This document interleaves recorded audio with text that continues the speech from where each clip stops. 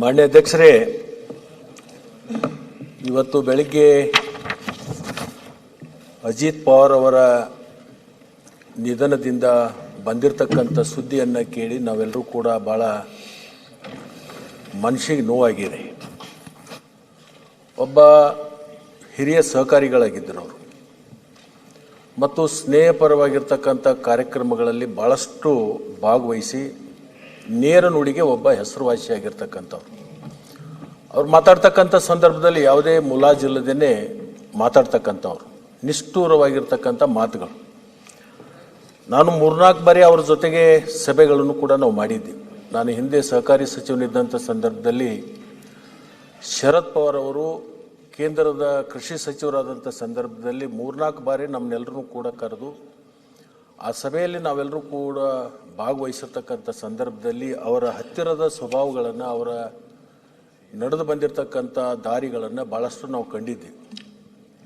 ನೋಡಿ ಅಧ್ಯಕ್ಷರೇ, ಮನುಷ್ಯ ಹುಟ್ಟೋದು ಆಕಸ್ಮಿಕ, ಸಾವು ಮಾತ್ರ ಖಚಿತ.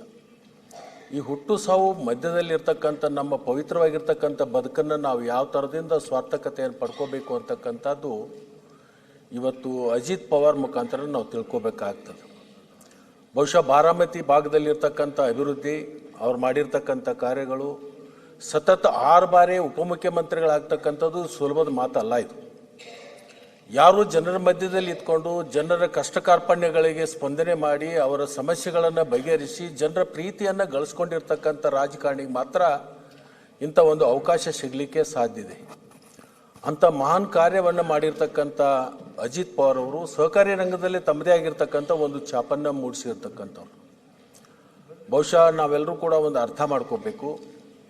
ಇವತ್ತು ಅಂಥ ವ್ಯಕ್ತಿ ನಮ್ಮ ಮಧ್ಯದಲ್ಲಿ ಎಲ್ಲದೇ ಇರತಕ್ಕಂಥದ್ದು ಒಂದು ಕ್ಷೇತ್ರಕ್ಕೆ ಮತ್ತು ಆ ಮಹಾರಾಷ್ಟ್ರ ರಾಜ್ಯಕ್ಕೆ ಆಗಲಿ ಮತ್ತು ಅನೇಕ ಕಡೆ ಅವರ ಒಂದು ಅಭಿಮಾನ ಬಳಗವನ್ನು ಕಟ್ಟಿರ್ತಕ್ಕಂಥ ಅವರೆಲ್ಲರಿಗೂ ಕೂಡ ಭಾಳ ದುಃಖ ಆಗಿದೆ.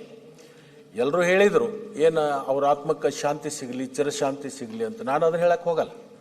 ಅಜಿತ್ ಪವಾರ್ ಅಂತ ವ್ಯಕ್ತಿ ಇನ್ನೊಮ್ಮೆ ಹುಟ್ಟಿ ಬರಲಿ ಅಂತಕ್ಕಂಥ ಮಾತನ್ನು ಈ ಸಂದರ್ಭದಲ್ಲಿ ನಾನು ಹೇಳಲಿಕ್ಕೆ ಬಯಸ್ತೀನಿ.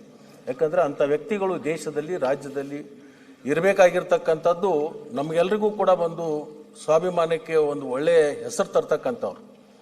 ನಾನು ಅಜಿತ್ ಪವಾರ್ ಅವರು ಇವತ್ತು ಜಡವಾದ ಶರೀರವನ್ನು ಬಿಟ್ಟು ಸೂಕ್ಷ್ಮ ಶರೀರದೊಂದಿಗೆ ಬೇಗ ಹೋಗಿರ್ಬೋದು.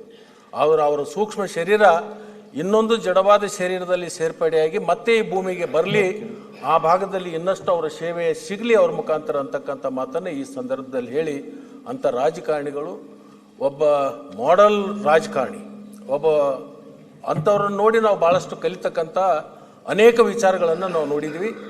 ಅಂತ ಅಜಿತ್ ಪವಾರ್ ಅವರು ಮತ್ತೊಮ್ಮೆ ಹುಟ್ಟಿ ಬರಲಿ ಅಂತಕ್ಕಂಥ ಮಾತನ್ನು ಈ ಸಂದರ್ಭದಲ್ಲಿ ಹೇಳಿ ನನ್ನ ಮಾತು ವಿರಾಮ ಕೊಡ್ತೀನಿ. ನಿರ್ಭೀತ, ನಿಷ್ಪಕ್ಷಪಾತ, ವಿಶ್ವಾಸಾರ್ಹ ಸುದ್ದಿಗಳಿಗೆ ಮತ್ತೊಂದು ಹೆಸರಾಗಿರುವ ನ್ಯೂಸ್ 18 ಕನ್ನಡ ಈಗ ಆಪ್ನಲ್ಲೂ ಲಭ್ಯವಿದೆ.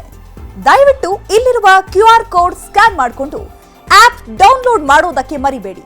ನಿಮ್ಮ ಬೆಂಬಲ ಹೀಗೆ ಸದಾ ನಮ್ಮೊಂದಿಗಿರಲಿ. ಧನ್ಯವಾದ.